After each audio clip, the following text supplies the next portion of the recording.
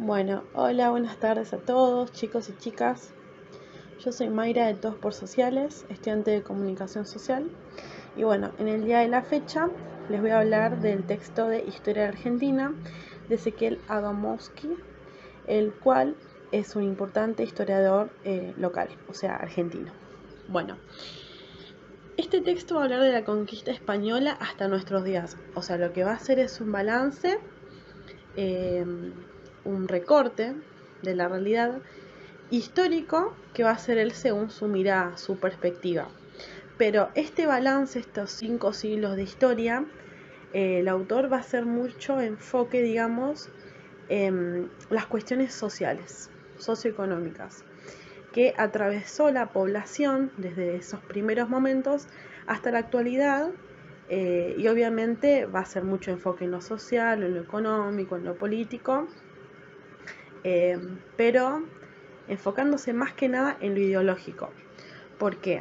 Porque va a ser un balance, un recorrido desde las primeras sociedades, cómo se miraban hacia el mundo, cómo se autopercibían, eh, con esta forma de pensar más pasiva, si se quiere, en el cual no había tanta participación del ciudadano, hasta nuestros días en los cuales hay grandes movilizaciones llevadas a cabo por distintos colectivos y cada vez hay más. Y él va a establecer un poco, digamos, este paralelismo entre esa sociedad más básica, digamos, más acercada a lo primitivo, y estas sociedades más modernas que son, si se quiere, más revolucionarias, por así decirlo.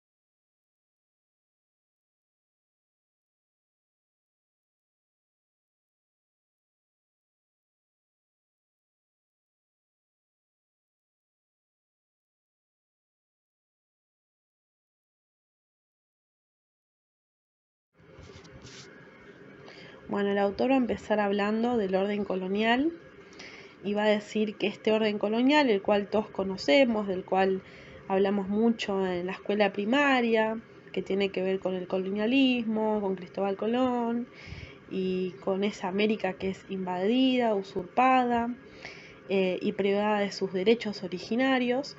Bueno, primero el autor va a hablar de esto, del orden colonial, y va a decir que esto deja la idea de jerarquía entre las personas. ¿Por qué?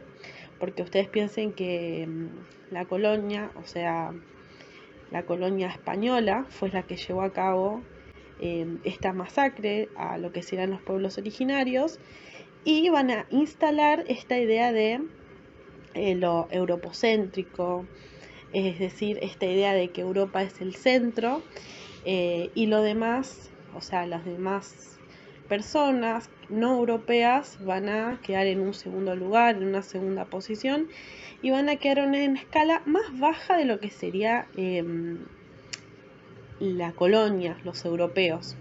Es decir, que los españoles van a intentar dominar a esta población desde todos los aspectos. Obviamente que desde lo económico, pero también desde lo ideológico. Van a intentar quitarle un poco o todo a esta cultura originaria, tanto en lo que es aspecto físico, en lo étnico, de todo lo que imaginen que va a corresponder a su historia, ¿no? Y bueno, va a hablar de este sentido de superioridad, el desprecio que sufren estas culturas hasta hoy en algunos lugares, cosa que es un dato no menor, que son cosas que desgraciadamente no acabaron. Pero bueno, va a establecer como esta idea de entre la jerarquía y el grupo dominado. Va a hablar que también las clases dominantes tienden a ser predominantemente de tez blanca, que es como lo que veníamos hablando, europeos o de ascendencia europea, mientras que los pobres, digamos, los que el autor considera pobres, serían aquellas clases de no europeos, o sea, piensen lo de americanos, aborígenes, y también más adelante va a hablar de otras minorías también que están como con menos condiciones, pero bueno, en esta primera parte del texto va a hablar de lo que serían los pobres americanos, digamos. Y también hay una cita importante que dice que son los que acceden a los peores empleos. Siempre suelen tener otros orígenes. Bueno, con esto quiere cerrar un poco esta idea. Y también adelanta de algo que va a hablar más adelante, que es la cuestión del género, que también es una cuestión, pero llegada a nuestros días, en las cuales se pueden ver también como estas ideas de jerarquía, de superioridad, de un grupo dominante y un grupo dominado. Bueno, más adelante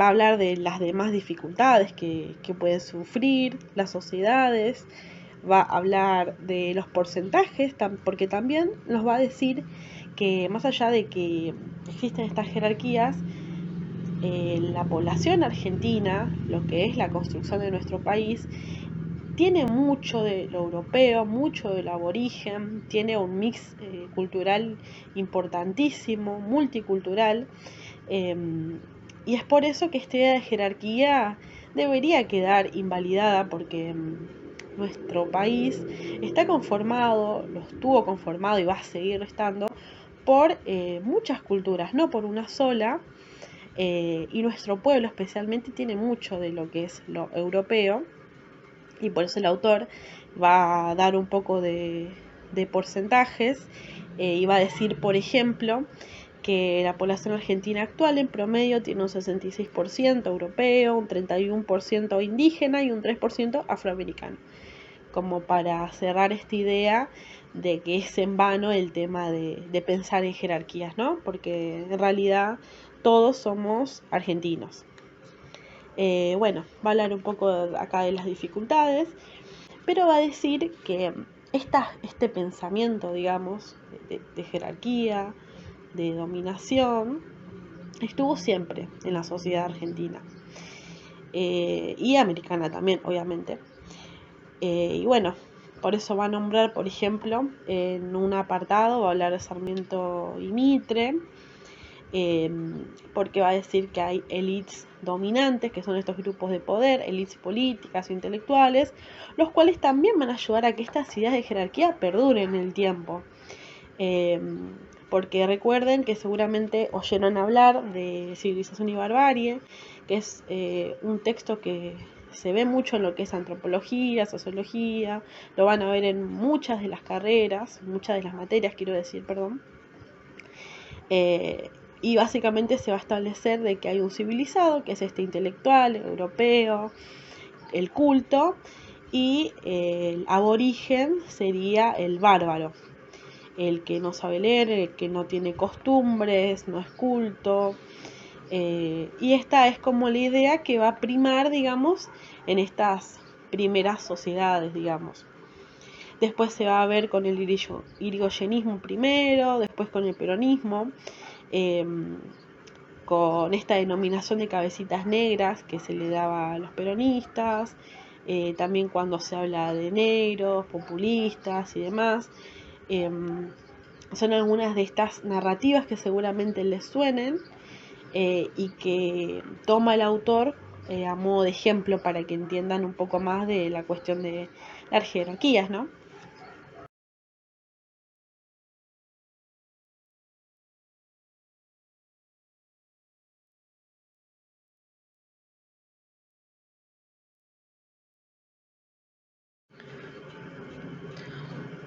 Bueno, sumado a lo anterior que tiene que ver con las narrativas, lo que también contribuyó a estas ideas de jerarquía, de dominantes y dominados, fue el capitalismo, el cual va a hablar de lo que es, en el texto va a hablar de lo periférico.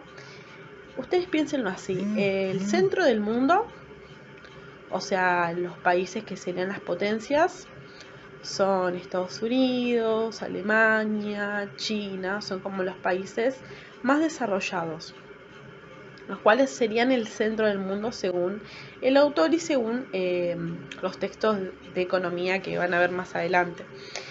Y después están los periféricos, que seríamos nosotros, por ejemplo, son todos los países que rodean a ese centro del mundo. Ustedes piénsenlo como si fuera un sistema solar. En el centro están los países que ya les dije, las potencias, los desarrollados, y nosotros seríamos los subdesarrollados, periféricos. Bueno, va a hablar un poco de esto. Iba a decir que en el siglo XIX lo más relevante, digamos, que va a pasar con lo que es el capitalismo, es la producción de carnes y cereales. Va a aparecer en el país lo que es el MAE, que va a traer importantes ingresos, pero también va a traer un desbalance regional interno de la riqueza, porque piensen que la riqueza se va a empezar a centrar en Buenos Aires, que es donde está el puerto, donde se empieza a exportar, y también en La Pampa, pero el resto del país va a quedar también un poco rezagado, va a quedar un poco afuera de lo que es este comercio tan importante que se da con el MAE, y ustedes piensen que eso va a ayudar a establecer un poco más en la gente lo que es estas narrativas de jerarquía. Porque ustedes piensen que los porteños, por ejemplo, al tener lo que es otro ingreso, otro culto, por ejemplo, esta idea de que establecen los intelectuales, de que bueno, son los mejores, los superiores, los más acercados a lo que sería lo europeo. Ustedes piensen que toda esta cuestión económica va a ayudar también a contribuir a estas narrativas de discriminación. Pero sumado a esto también tienen que pensar que aunque el país por esos años le estaba yendo bien con la cuestión del MAE, que es el modelo agroexportador, también lo que pasaba es que nosotros entrábamos en un mercado donde estos países que eran potencia en ese momento ya habían entrado. O sea, nosotros tendríamos lo que es un capitalismo un poco más incipiente, más básico, en comparación con esas grandes potencias. Piensen lo que es el capitalismo en Estados Unidos, por ejemplo, que todos los productos, todos los bienes son sumamente comerciables, digamos. Y nuestro país quedaría un poco, a pesar de esos años, también quedaría un poco abajo de lo que es el gran capitalismo, por así decirlo.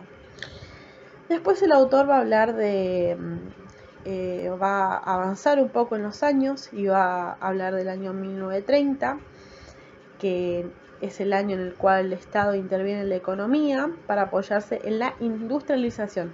O sea, vayan como marcando ideas centrales. Primero lo que es la colonia, después va a hablar de lo que es esta idea civilización barbarie, después el MAE y ahora viene la industrialización, lo cual va a traer muchas tensiones, también muchos condicionantes económicos que van a cambiar y geopolíticos, y va a haber nuevas relaciones bilaterales que van a estar tensas.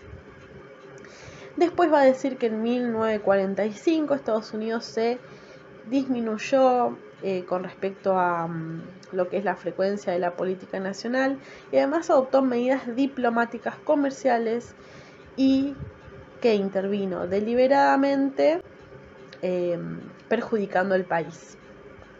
Porque ustedes piensen en todos estos acuerdos que se daban entre los superiores, entre la gente más poderosa de la nación, y que obviamente el poblador, digamos, el ciudadano común, quedaba un poco sujeto a los cambios que van surgiendo en el país.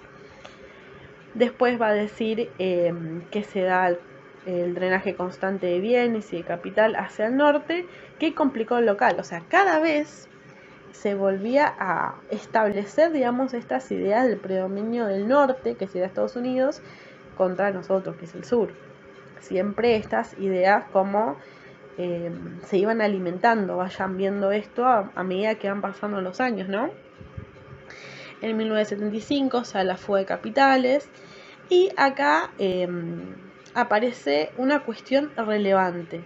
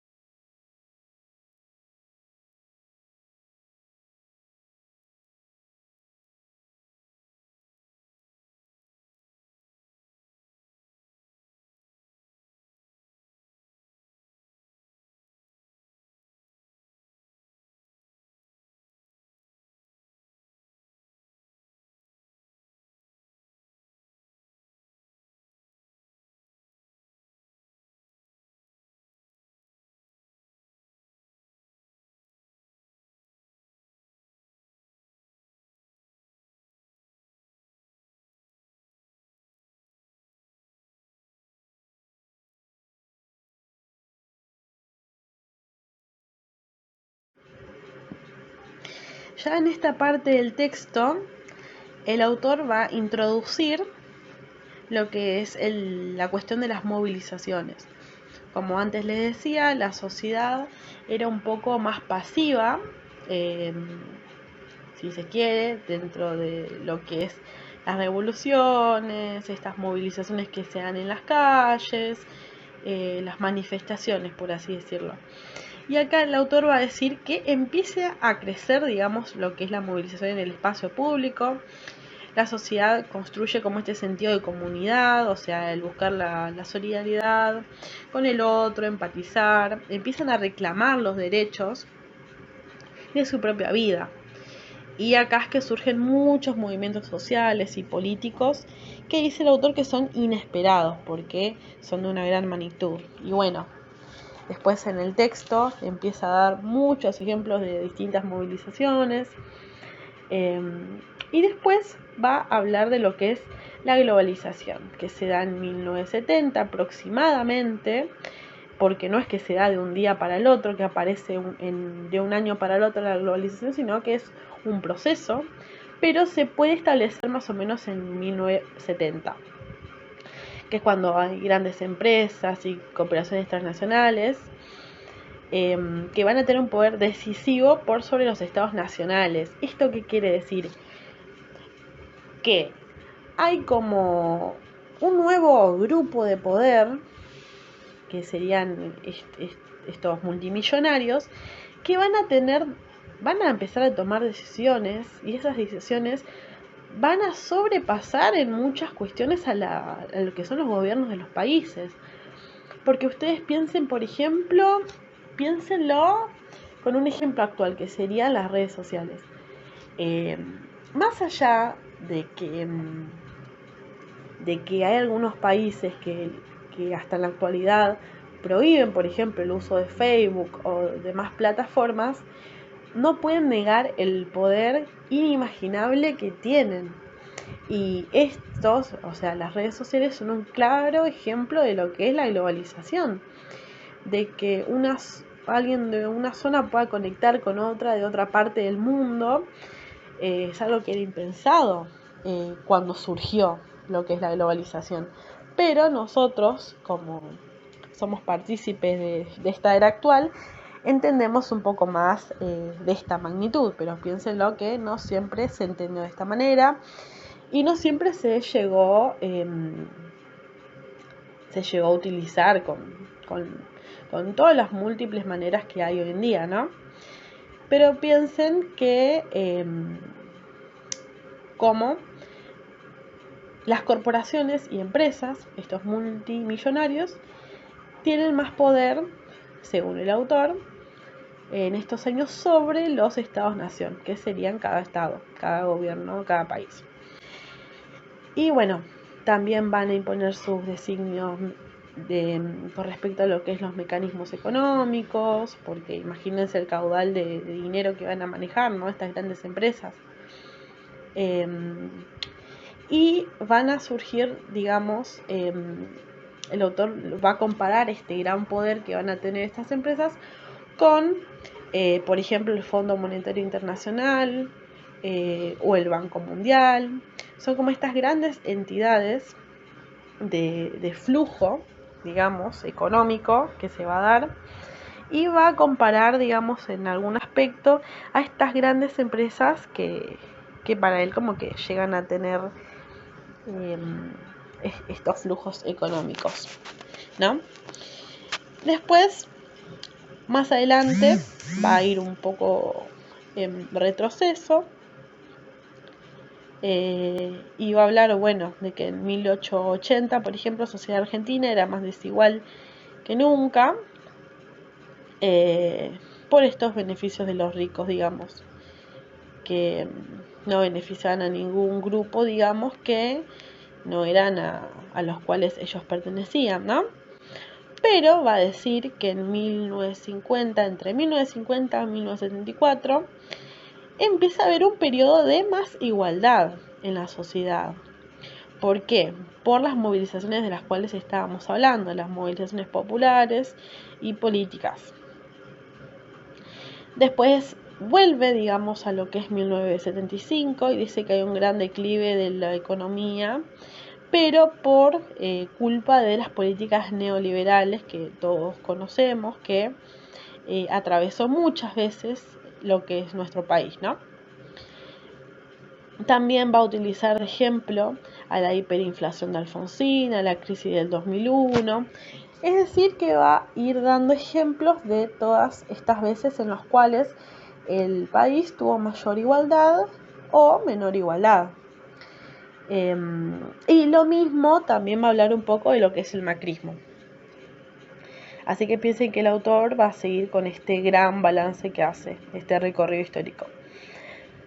Después va a decir que las élites argentinas no lograron asentar su dominio en lo que es una hegemonía cultural y política.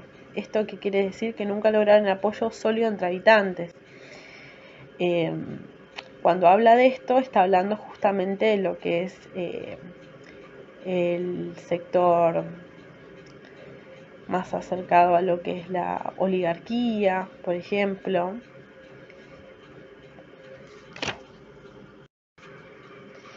Y estos grupos lo que van a lograr, más estos grupos, digamos, de estos políticos neoliberales, lo que van a emplear es la coerción y la fuerza militar, que estuvo especialmente en 1955, pero que desgraciadamente estuvo marcando mucho nuestra historia. Lo van a ver este tema muchas veces en historia, por ejemplo, cuando se hable de las dictaduras militares. Y lo que va a decir es que en las dictaduras lo que pasa es que va a predominar la ortodoxia. Que la ortodoxia relaciónenlo con lo que es el Fondo Monetario Internacional, con estos grupos de países con gran poder. Y va a decir que lo heterodoxo sería más lo que queda en nuestra nación, el comercio interno. Pero va a establecer como una aclaración importante que va a decir que en muchos gobiernos de los que tuvimos